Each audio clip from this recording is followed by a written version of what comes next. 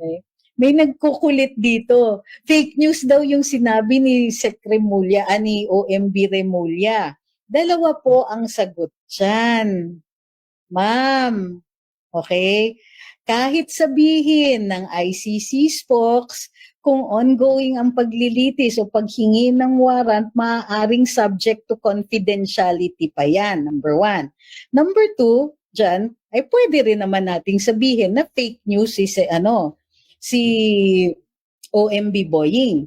But what is more important is, assume natin na nililitis yung pagkuha ng arrest warrant, bakit alam ni OMB Boying na mayroong posibleng lalabas? Ibig sabihin yan, participant siya doon sa pagbibigay ng ebidensya, pagsusuporta sa prosecutor. Mababaw na issue yung mga fake news na yan. Ang issue dito ay yung sarili nating bayan ang kalaban natin o sarili nating gobyerno na nagpipilit na i-prosecute ang mga ito sa ICC na tinanggihan na natin ng jurisdiction, nilayasan na natin. So muli, at kahit sabihin nyo pa o walang warrant kasi hindi pa sinabi ng ICC spokes, oo sige, kahit wala pa yan. Ibig sabihin, nililitis yan at ang paglilitis niyan ay confidential.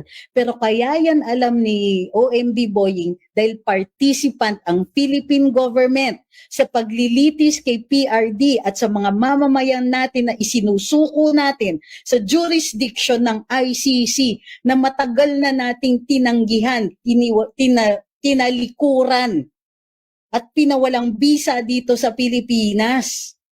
Huwag po kayong tumigil sa kababawan ng wala. Fake news lang yan.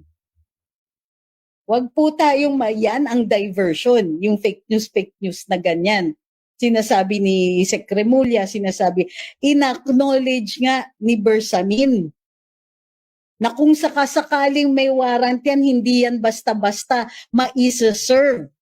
Because matagal na nating alam na sinama talaga sila sa mga reklamo.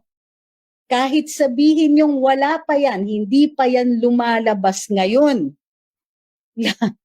Nililitis yan nila ngayon. Lalong-lalo na. O bakit kasama si Bato? Bakit sinasabi na pati sina Kong Pulong, sina Vice President Inday? Dahil sa kadaldalan din ni dating Senador Trillanes. Siya po ang naggawa ng mga kwento dyan. Siya po yung may imagination na gumawa